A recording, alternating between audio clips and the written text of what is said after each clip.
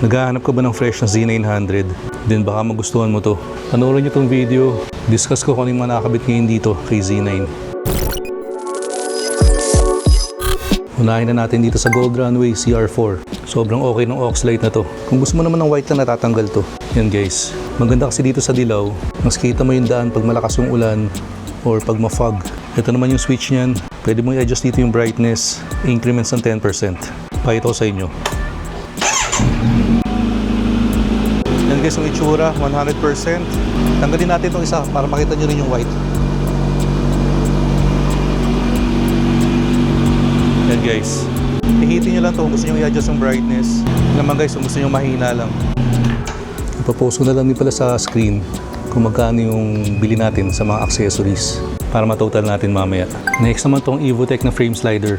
Ito yung unang-una kong pinakabit kay Z9. Actually, in-order ko na kaagad to bago ko pa kinuha tong Z9.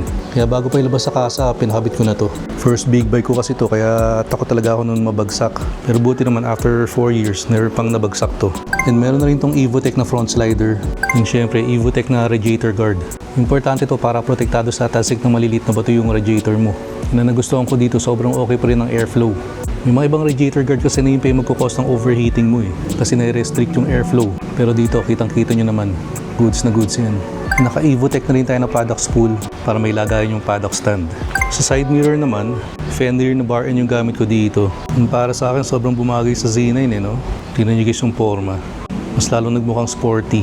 Pwede nyo naman ibahin yung position yan kung gusto nyo nakataas or pwede nyo rin gawin paloob. So depende na sa inyo kung anong style yung gusto nyo. For me kasi mas malaki yung kita ko sa likod pag ganito.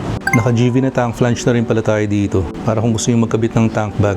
Pero sama ko na rin yung tank bag pag binili itong si Z9. Teka lang, kunin ko. Ito guys yung tank bag.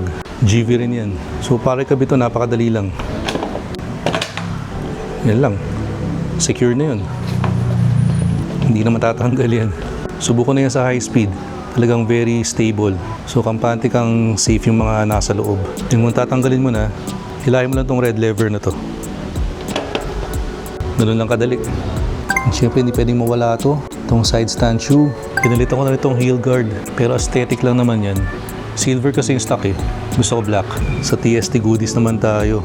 So naka TST na tayo na turn signal. Color green na yan. Pero pag nag-signal ka or hazard, nag-amber pa rin yan. And don't worry, sobrang lakas ng buga niyan. Kahit daytime, paniguradong kitang-kita. Naka-TST na rin tayo ng integrated taillight. Yung gusto ko dito guys, kung pepreno kayo, nagpa-flash. Importante yun guys, para talagang makikita kayo na nasa likod nyo kung pumipreno kayo. Yun naman guys, yung itsura pa nag-hazard ka or signal light. Ito palang plate light, TST rin yan. Yung naka-TST tail tie dikit na rin to. Yung napakalinis tingnan May TST cover na rin yan, kaya walang butas. And for me, isa to sa talagang importante yung nakabit ko kay Z9. Itong Tech-Spec na tank grip. Medyo mabigat sa bulsa to, pero for me sulit na sulit Kasi iba talaga yung kapit mo dito. Sobrang stable mo pag niyakap mo yung hita mo dito. And for me, gusto ko rin yung naging itsura kay Z9. Sobrang bumagay. And sa gulong naman, naka Pirelli Diablo Rosso 4 na to. Tingnan nyo naman guys kung gano'n pakakapal yan. Parang bago pa. For me kasi dagdag safety sa rides pag high performance ang gulong. Kaya kahit sa ADV 160, naka-Pirelli ako And last but not the least, itong Terminioni na slip-on muffler. Sa sound check natin to, pero take note may silencer. Sobrang bulaho kasi pag wala. Check nyo na lang yung old videos ko kung gusto nyo marinig ng walang silencer. And naka-breadbox delete na rin pala to. Orion naman yung gumawa nitong mid-pipe. Tara, sound check na natin. Hindi na pala cold start yan Maingay pa rin kahit may silencer.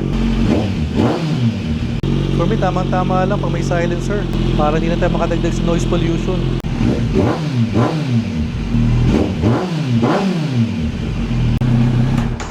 Niligyan ko na rin pala ng TPMS to para kita ko to all times yung pressure ng gulong. Naka-handlebar mount lang naman yun, kaya madaling tanggalin kung hindi mo gustong may ganyan.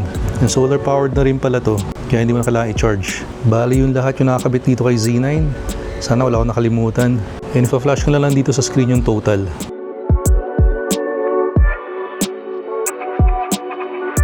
Tara, ikot muna tayo. Alright, Expressway Gaming Z900.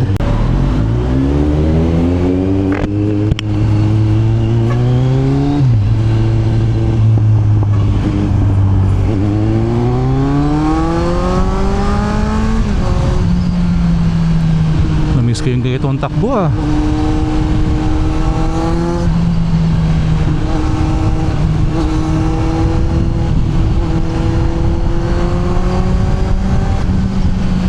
nasanay ka sa takbo ng scooter tapos biglang nag-big bike ka ulit eh. Yung layo ng ano eh, ng acceleration.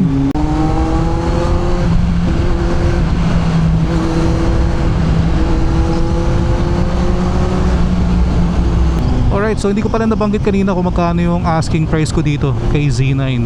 So nakita nyo na naman siguro yung mga kinabit natin, yung mga upgrades.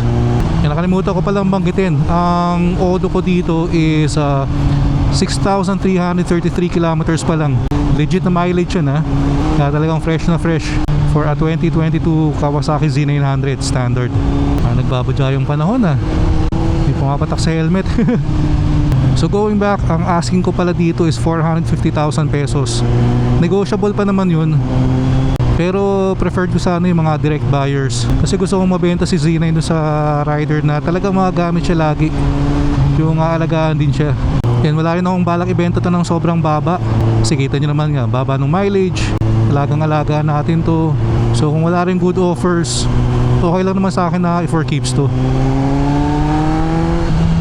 Sarap pa rin naman talagang gamitin. Doon naman sa mga curious kung ano yung ipapalit natin. To be honest, wala pa akong naisip na ipapalit.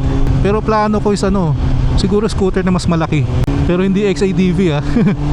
Hindi kaya ng budget natin yun. Pero actually hanggang ngayon nga parang nagdadalawang isip pa rin ako kung ibebenta ko talaga to. Again, willing naman akong ibenta na.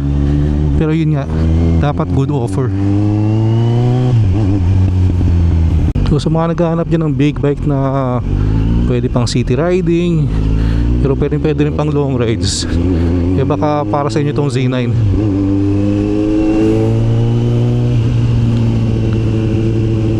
Siyempre nasa tunnel tayo, matik na yan.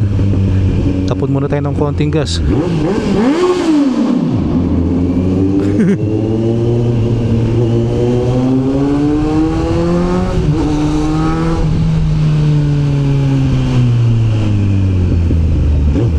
And going back pala dun, kung bakit gusto kong ibenta sa direct buyer sa Z9, meron kasi talagang sentimental value sa akin to.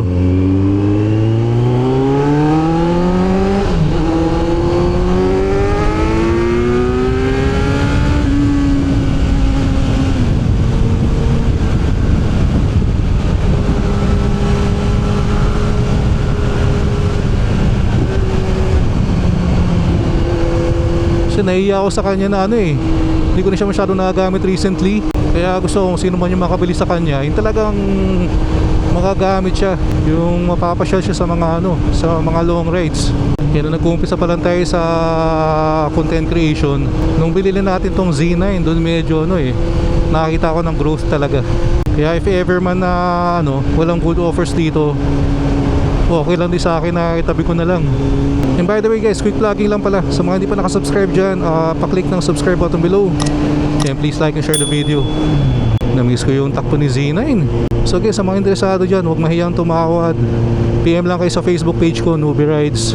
Pero guys, yung tawad na makatao lang Kita nyo naman yung yung condition ng Z9 natin, yung mga piyesang nakakabit. Pero again, madali naman akong kausap. Alright, so maraming salamat sa mga sumama sa quick ride natin today. Kita kayo sa next video. Ingat kayo lahat palagi. Always ride safe. Peace out.